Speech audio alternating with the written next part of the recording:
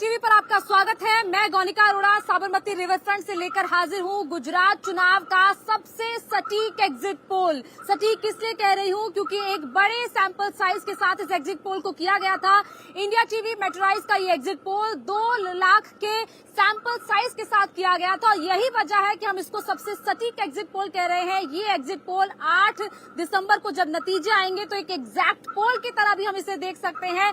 8 दिसंबर को सुबह 6 बजे से लगातार आपको इंडिया टीवी पर ये नतीजे दिखाएंगे, जिसमें पता चलेगा कि गुजरात में क्या बीजेपी फिर से सत्ता में आने वाली है और हिमाचल प्रदेश में आखिर क्या चमत्कार होने वाला है। लेकिन हम इस वक्त साबरमती रिवर फ्रंट पर मौजूद हैं, बात करेंगे अहमदाबाद की। हम आपको गुजरात की एक एक सीट का एग्जिट पोल बता रहे हैं, एक एक सीट का विश्लेषण कर रहे हैं, एक एक सीट का एग्जैक्ट पोल बता रहे हैं। हर सीट पर चर्चा कर रहे हैं, किस सीट पर कौन सा उम्मीदवार आगे चल रहा है, किस सीट पर कौन सी पार्टी हावी पड़ रही है। इन सभी चीजों पर चर्चा करेंगे। लेकिन अब बात करेंगे सबसे पहले अहमदाबाद की। अहमदाबाद प्रधानमंत्री नरेंद्र मोदी का वो रोड शो सभी को याद होगा, जब प्रधानमंत्री नरेंद्र मोदी ने 45 किलोमीटर लंबा रोड शो किया था।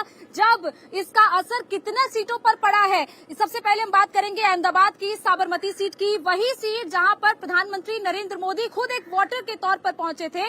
कल जब प्रधानमंत्री की तस्वीर सामने आई थी, जहां पर प्रधानमंत्री पोलिंग बूथ पर वोट देने के लिए पहुंचे थे, और जिस रीजन में प्रधानमंत्री का वोट है वो वही साबरमती का रीजन है जहां की हम इस वक्त बात कर रहे हैं। यहां की बात करें तो यहां से डॉक्टर हर्षद भाई पटेल बीजेपी के उम्मीदवार हैं, डॉक्टर दिनेश महिदा कांग्रेस के उम्मीदवार हैं, वही जशवंत भाई ठाकुर पर आम आदमी पार्टी ने भरोसा जताया है। लेकिन एग्जिट पोल में बीजेपी आगे आती हुई नजर आ रही है। पिछली बार की बात करें यानी कि 2017 के विधानसभा चुनाव की, तब भी ये सीट बीजेपी के पाले में गई थी। बीजेपी को एक बड़ी जीत यहां से मिली थी और इस बार भी कांटे की लड़ाई तो नहीं लग रही है। ऐसा लग रहा है कि इस बार भी ये सीट बीजेपी के हिस्से में ही आने वाली है, क्योंकि इंडिया टीवी मेट्रोराइज के एग्जिट पोल यही बता रहे हैं। तमाम पैनलिस्ट इस वक्त मेरे साथ मौजूद है। ब्यूरो चीफ निर्णय कपूर इस वक्त हमारे साथ है, राजेश मेरे साथ है, मनीष भट्टाचार्य है।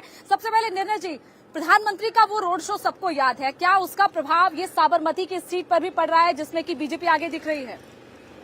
देखिए, प्रधानमंत्री के रोड शो का प्रभाव तो पूरे अहमदाबाद पे पड़ेगा, और मैं कहूंगा अहमदाबाद ही नहीं, लेकिन जो ये पूरा रीजन है मध्य गुजरात का और उत्तर गुजरात का, अहमदाबाद को टच करते हुए जितने भी कॉन्स्टिट्यूंसीज हैं उस पर भी पड़ता है उनके रोड शो का असर। और यही वजह है कि प्रधानमंत्री जब मुख्यमंत्री थे गुजरात के, तब उन्होंने खुद ये डिसाइड किया था कि वो अहमदाबाद की मणिनगर सीट से चुनाव लड़ेंगे ताकि इफेक्ट पूरे रीजन पे पड़े। और आपको बता दें कि रही बात साबरमती की, साबरमती बीजेपी की जो सबसे सेफ सीट्स हैं उनमें से एक मानी जाती है। आपको मैं बता दूं कि ये बरसों तक गांधीनगर कॉन्स्टिट्यूंसी का पार्ट रही है। गांधीनगर कॉन्स्टिट्यूंसी बीजेपी की सबसे वीआईपी कॉन्स्टिट्यूंसी है लोकसभा की। आडवाणी यहां से चुनाव लड़ते रहे, वाजपेयी यहां से चुनाव लड़े, प्रधानमंत्री बने, और अब अमित शाह यहां से चुनाव लड़ रहे हैं। तो यहाँ बीजेपी का काडर बहुत स्ट्रांग है, शहरी मतदाता है, बीजेपी के साथ हमेशा खड़ा रहता है। और मैं आपको एक इंटरेस्टिंग चीज बताता हूँ, साबरमती वो कॉन्स्टिट्यूंसी है जिसने गुजरात की राजनीति का जो पूरा रुख है वो बदल करके रख दिया। 2001 में बीजेपी साबरमती का ही बाईपोल हारी थी, जब जिसके बाद मतलब जिसको ये माना जा रहा था कि it was last straw on camel's back. BJP की पॉपुलैरिटी घटती जा रही थी और शहरी इलाकों में कॉर्पोरेशन के चुनाव बीजेपी हार गई थी, केशुभाई जब मुख्यमंत्री थे। और जब साबरमती का बाईपोल हारी, तब पार्टी को, संघ को, सबको चिंता होने लगी कि आखिर ऐसा कहां गलत हो रहा है जिसकी वजह से बीजेपी शहरी मतदाताओं में भी अपनी पकड़ खोती जा रही है। उसी के बाद नरेंद्र मोदी को गुजरात में भेजा गया, उन्हें गुजरात की कमान सौंपी गई 2001 में, और उसके बाद से उन्होंने जिस तरह से दोबारा से पार्टी को खड़ा किया, उसके बाद फिर हम देख रहे हैं साबरमती बीजेपी कभी नहीं हारी। लगभग अगर मैं बात करूं 1995 से लेके ये सीट बीजेपी आज तक कभी नहीं हारी, सिर्फ एक बाई इलेक्शन को छोड़ करके। और उस बाई इलेक्शन ने गुजरात में नरेंद्र मोदी को री एंट्री दिलवाई, और आज आप देख सकते हैं बाकी जो चीजें वो पूरी इतिहास बन गई है। इस बार भी साबरमती में मुझे कहीं कोई परेशानी नजर नहीं आ रही। बिल्कुल परेशानी नजर नहीं आ रही है, और यही परेशानी अब ठक्कर बापा नगर, जो कि अहमदाबाद की एक और विधानसभा क्षेत्र है, वहां पर भी नजर नहीं आ रही है। वहां पर भी कंचन रादड़िया जो कि बीजेपी के उम्मीदवार हैं, विजय ब्रह्मभट्ट कांग्रेस के उम्मीदवार हैं, संजय मौर्य को आम आदमी पार्टी ने अपने उम्मीदवार के तौर पर खड़ा किया है, लेकिन उस पर भी बीजेपी आगे चल रही है। ठक्कर बापा नगर की बात करें तो अहमदाबाद की 19 विधानसभा सीटों में से ये है और यहां पर भी बीजेपी का एक स्ट्रांग होल्ड इस बार नजर आ रहा है। निर्णय जी, क्या ये भी सीट ऐसी ही है जो कि बीजेपी हमेशा से अगर कहीं कॉन्फिडेंट रही है इस सीट को लेकर, या फिर इस बार कोई चमत्कार या क्या फैक्टर है जो कि बीजेपी के हक में काम कर रहा है? देखिए, ठक्कर बापा नगर वैसे तो बीजेपी की सेफ सीट है, अहमदाबाद की हर सीट की तरह। अहमदाबाद एक तरह से बीजेपी का गढ़ माना जाता है और यही वजह है कि बीजेपी का ओवरऑल प्रदर्शन जो है पूरे स्टेट में वो आपको इतना बेहतर दिखता है, क्योंकि एक ऐसा जिला जहां पे 21 सीट है, शायद ही पूरे देश में आपको ऐसी कहीं मिसाल मिलती होगी कि किसी एक डिस्ट्रिक्ट में 21 सीटें हों, और ठक्कर बापा नगर भी उसी का पार्ट है।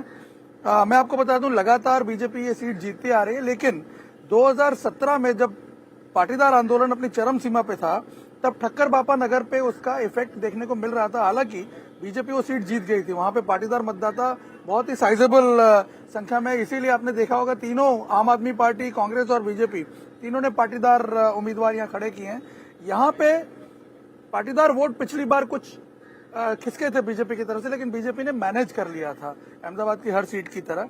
इस बार हम देख रहे हैं कि आम आदमी पार्टी की तरफ से काफी प्रचार हुआ है। यहाँ पे आम आदमी पार्टी ने कोशिश की है कि वो बीजेपी और कांग्रेस दोनों को सेंध लगाए यहाँ पे, लेकिन मुझे दिख रहा है कि उसकी प्रेजेंस का ज्यादा असर जो है वो कांग्रेस पे होता हुआ दिख रहा है। इसलिए अगर आम आदमी पार्टी ज्यादा वोट लेगी तो बीजेपी की लीड और बढ़ जाएगी यहाँ पे, लेकिन जीतेगी बीजेपी। मैं राजेश और मनीष के पास भी लौट जाऊंगी, लेकिन उससे पहले निकोल विधानसभा सीट की बात करते हैं जो अहमदाबाद की 21 विधानसभा सीटों में से एक है। निकोल से जगदीश विश्वकर्मा बीजेपी के उम्मीदवार हैं, रंजीत बारड़ कांग्रेस के उम्मीदवार हैं और अशोक गजेरा आम आदमी पार्टी के उम्मीदवार हैं, और ये भी सीट बीजेपी ही जीतती हुई दिखाई दे रही है इंडिया टीवी के एग्जिट पोल में। तो 3 सीटों की हमने बात की है, साबरमती, ठक्कर बापा नगर और निकोल सीट। इन तीनों सीटों पर बीजेपी आगे चल रही है। राजेश, आप कई दिनों से यहाँ पर हैं, अगर मैं कहूँ तो महीने हो गए आपको यहाँ पर। इस सीट को लेकर, इन तीनों सीट को लेकर आपको कितना कॉन्फिडेंट लग रहा है? ये जो एग्जिट पोल है, क्या ये वही सटीक नतीजे के तौर पर सामने आएगा जो आपने ग्राउंड पर देखा?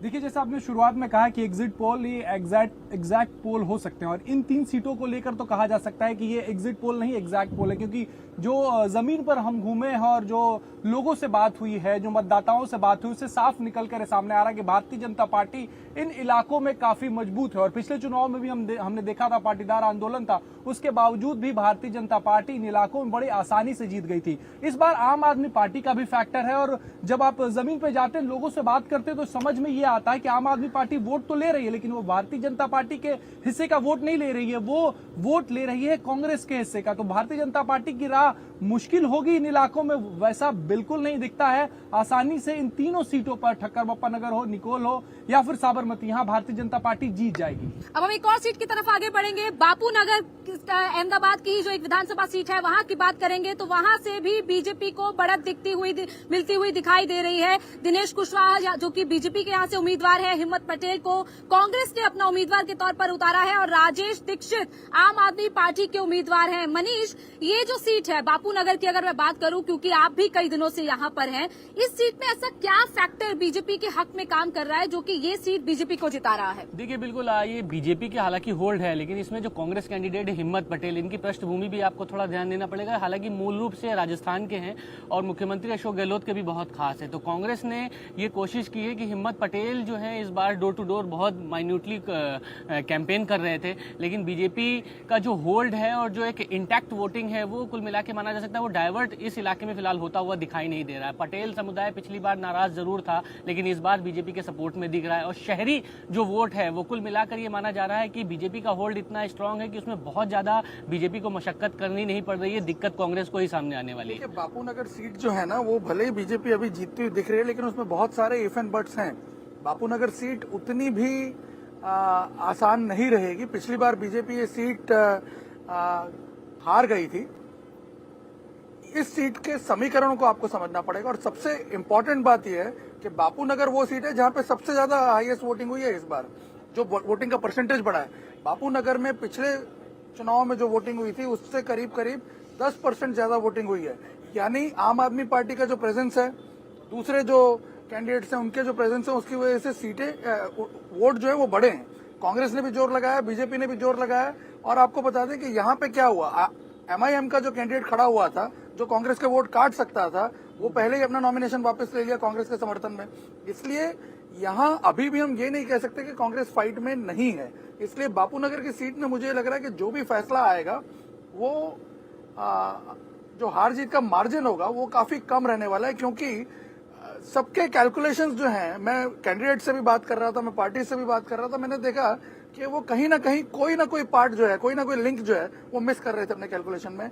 बापूनगर एक ऐसी सीट है, इतनी कॉम्प्लिकेटेड हो गई है एमलगमेशन के बाद, कि उसको लेकर के कैंडिडेट्स के मन में ही कई प्रकार की भ्रांतियां हैं। बापूनगर की सीट में निर्णय जी, एक चीज मैं कहना चाहूंगा कि ये इशू भी उठा था कि जब ये हिम्मत पटेल पे आरोप लगे कि उन्होंने एआईएम के जो कैंडिडेट है उसको खरीद लिया, इससे नाराजगी उस इलाके में थी, हालांकि मुस्लिम वोटर्स में कि इस तरीके के आरोप लग रहे हैं। हालांकि बहुत ग्राउंडेड लेवल का नेता बनाने की कोशिश कर रहे थे हिम्मत पटेल को, लेकिन ये कहीं ना कहीं एक समीकरण बहुत बड़ा है जो कुल मिलाकर ये थोड़ा सा विरोध में देखने को मिल रहा था। हाँ, ये जरूर है कि हिम्मत पटेल का होल्ड उस इलाके में भी काफी ज्यादा है। देखिए, बापूनगर में मैं एक चीज और ऐड करना चाहूंगा, यहाँ नॉर्थ इंडियन वोटर्स की संख्या अच्छी खासी है और भारतीय जनता पार्टी अपने स्टार प्रचारक मनोज तिवारी को वहां पर भेजा है। योगी आदित्यनाथ वहां पर आए हैं और तमाम जो उत्तर प्रदेश और बिहार के जो बड़े लीडर्स हैं वो वहां पर कैंप करते रहे हैं। तो भारतीय जनता पार्टी को इस मामले में एज हो सकता है। लेकिन जैसा निर्णय जी ने कहा कि एआईएम का जो कैंडिडेट है शाहनवाज पठान, शिबू जो इस इलाके में जाना जाता है, वो एन मौके पर बैठ गया तो वो कांग्रेस को एज जरूर देता है। लेकिन भारतीय जनता पार्टी ने एक कॉर्पोरेटर को यहाँ पे टिकट दिया, वो कॉर्पोरेटर पिछले साल ही शख्स दिनेश कुशवाहा बने और पहली बार ही उन्हें टिकट मिल गया, वो एक एज भारतीय जनता पार्टी को देता है। एक प्रकार का मिसकंसेप्शन है जो मैं बात कर रहा था ना, बापूनगर सीट को लेकर जो भ्रांतियां हैं। हिंदी भाषी वोटर बहुत ज्यादा है। एक्चुअली बापूनगर में हिंदी भाषी वोटर जो है वो मात्र 30,000 है। बापूनगर में सबसे ज्यादा जो वोटर है वो ओबीसी वोटर है, और उसको साधना सभी पार्टीज के लिए एक अपने आप में चुनौती है। इसलिए बापूनगर सीट जो है ना, वो पूरे अहमदाबाद का अगर आप डायनेमिक समझें और बापूनगर का डायनेमिक आप समझें, दोनों पे जमीन आसमान का अंतर है। बिल्कुल, चारों सीटों पर हमने बात की। अब क्योंकि जो एग्जिट पोल के नतीजे हैं उसमें साफ तौर पर बीजेपी को एक लैंडस्लाइड विक्ट्री दिखती हुई नजर आ रही है, लेकिन अभी भी कांग्रेस को ये उम्मीद है कि कांग्रेस अभी भी जीत सकती है। अर्जुन मोढवाडिया ने इंडिया टीवी से बात की। इंडिया टीवी पर उन्होंने कहा कि अभी भी कई ऐसे वोटर हैं जिन्होंने साइलेंट वोटिंग की है, जिन्होंने नहीं बताया कि उन्होंने किसके हक में वोट किया है, और वही साइलेंट वोटर कांग्रेस को फायदा पहुंचा सकता है। सुनिए अर्जुन मोढवाडिया ने इंडिया टीवी से क्या कहा। पहला सवाल आपसे, आप लगातार कह रहे थे कि ये जनता का चुनाव है, जनता लड़ेगी, लेकिन जो अभी एग्जिट पोल सामने आए हैं वो लग नहीं रहा है कि जनता ने आपके पक्ष में चुनाव लड़ा है, बीजेपी को फेवर कर रहा है एग्जिट पोल। जब मैं ये कह रहा था कि जनता चुनाव लड़ रही है, उसी समय मैंने ये भी कहा था कि जनता खुल के मीडिया के सामने या रिपोर्टर जर्नलिस्ट के सामने आकर ये नहीं बोलेगी कि हम भाजपा को सपोर्ट नहीं कर रहे हैं, कि मदद नहीं कर रहे हैं, इसलिए कि ये यहाँ का पहले से ही डरावना माहौल है और ये माहौल में वो सच्चाई नहीं बताएंगे रूलिंग पार्टी के अगेंस्ट में। तो जो एग्जिट पोल है, एग्जिट पोल मैं उसको भरोसेमंद जो नहीं बताता, उसकी सिस्टम को मैं चैलेंज नहीं कर रहा हूं, लेकिन जो सैंपल है जिसके आधार पर ये उन्होंने ये पूरा एग्जिट पोल बनाया है, वो सैंपल ने सही इंफॉर्मेशन कभी मीडिया के सामने देने से हिचकिचाते हैं। बहुत सारी मात्रा में लोग अपनी बात छिपाते हैं, इसकी वजह से मैं उसको मानता नहीं हूं। आज भी मुझे पूरा भरोसा है कि इस दफा कांग्रेस सरकार बनाएगी, हम मेजोरिटी सीट लाएंगे। आप मेजोरिटी की बात कर रहे हैं, देखिए अब नतीजे लोगों का जो मत है वो ईवीएम में कैद हो चुका है, इसीलिए अभी हम कितना भी कुछ कह ले बदलने वाला नहीं। और आप सीनियर लीडर है तो हम उम्मीद करते हैं कि हम जो फैक्ट और रियलिटी वाली चीजें हैं उस पर बात करें, कम से कम हम आपसे तो उम्मीद कर सकते हैं। आप मुझे बताइए, आपको लगता है कि इस पूरे चुनाव के दौरान कुछ कमियां रह गई है? देखो, कमियां का तो एनालिसिस बाद में होगा। हर पार्टी अपने जो चुनाव खत्म होने के बाद अपने चिंतन करती है और उसमें स्वोट एनालिसिस करते हैं, हमारी स्ट्रेंथ क्या रही, हमारी वीकनेस क्या रही, कौन सी अपॉर्चुनिटी थी हमने ग्रैब नहीं किया, ये सब हम बाद में करते हैं और हम करेंगे ही, लेकिन ये वो आज उनका समय नहीं है। आज तो मैं कहता हूं कि ये चुनाव कांग्रेस के कार्यकर्ता लड़े हैं, जनता लड़ी है।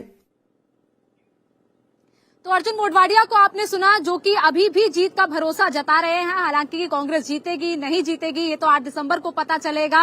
लेकिन निर्णय जी, आपने सुना अर्जुन मोढवाडिया को, वो अपनी जीत का कॉन्फिडेंस तो दिखा रहे हैं, लेकिन वो कह रहे हैं कि साइलेंट वोटर उनके फेवर में जाएगा, जो सैंपल है वो सही तरीके से नहीं लिया गया। ये तो विपक्ष जब कहता ही है जब उनके फेवर में कोई चीज नहीं आती। और आप भी कह रहे थे कि उनकी सीट वो जीत पाएंगे नहीं, ये भी सवाल उनसे पूछा जाना चाहिए। बिल्कुल, देखिए जिस साइलेंट वोटर की वो बात कर रहे हैं अर्जुन मोढवाडिया, लॉजिकली अगर आप देखें तो आपको वो पॉइंट सही लगेगा, लेकिन वो साइलेंट वोटर किसकी तरफ गया है ये कोई भी क्लेम नहीं कर सकता है। इस वक्त उसी साइलेंट वोटर ने इनफैक्ट सभी पार्टियों को परेशान कर रखा है, क्योंकि इस बार हमने देखा चुनाव के अंदर बहुत सारा मतदाता ऐसा है जो खुद आया है, चुपचाप वोट करके चला गया है। कई जगह पे पहले हम चुनाव में देखते थे कि कार्यकर्ता एक्टिव होते थे तमाम पक्षों के, वो खींच करके लाते थे वोटर को बाहर। इस बार ऐसा बहुत कम होता हुआ दिखा है। दूसरा, मैं तो ये जानना चाह रहा हूं कि कांग्रेस जो पहले क्लेम कर रही थी कि जिस तरह से वो इस बार अपना साइंटिफिकली बूथ मैनेजमेंट का एक पूरा प्रोग्राम बना रहे हैं, वो कहाँ था, वो दिखा नहीं कहीं पे। तो अब आप साइलेंट वोटर की बात कर रहे हैं, इसलिए मुझे ये समझ में नहीं आ रहा है कि कांग्रेस किस आधार पे ये क्लेम कर रही है। साइलेंट वोटर हो सकता है आम आदमी पार्टी का भी हो सकता है, साइलेंट वोटर बीजेपी का भी हो सकता है। तो हम अभी जिस तरह से देख रहे हैं चीजों को बहुत ट्रेडिशनल अप्रोच के साथ देख रहे हैं, हम पुराने प्रेसिडेंसेस को ध्यान में रख के देख रहे हैं। लेकिन इस बार का चुनाव जिस तरह से हुआ है गुजरात में, जिस तरह से वोटिंग परसेंटेज हमें स्क्यूड होते हुए दिखा है पूरे चुनाव में, मुझे लग रहा है कि वोटर ने बहुत अलग तरीके से बिहेव किया है। इंडिया टीवी हर वक्त हर जगह डाउनलोड करने के लिए सर्च करें India TV news Google play store या ऐप स्टोर पर।